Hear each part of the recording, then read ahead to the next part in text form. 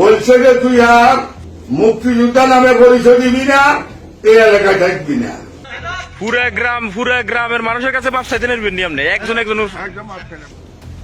এখানে তুই টিপতে আবার স্বাক্ষর দে।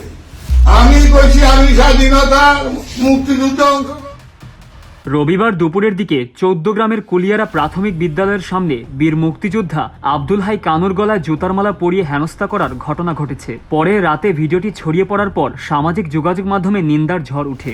একজন মুক্তিযোদ্ধাকে এভাবে লাঞ্ছিত করায় সকল শ্রেণী পেশার মানুষ নিন্দা ও ক্ষোভ প্রকাশ করেছেন। ভাইরাল হওয়া ভিডিওতে দেখা যায় স্থানীয় জামায়াত সমর্থক প্রবাসী আবুল হাশিমের নেতৃত্বে ১০ থেকে ১২ জন ব্যক্তি বীর মুক্তিযোদ্ধা কানুর গলায় জুতার মালা পরিয়ে এলাকায় এমনকি কুমিল্লায় থাকতে পারবেন না বলে হুমকি দিচ্ছেন।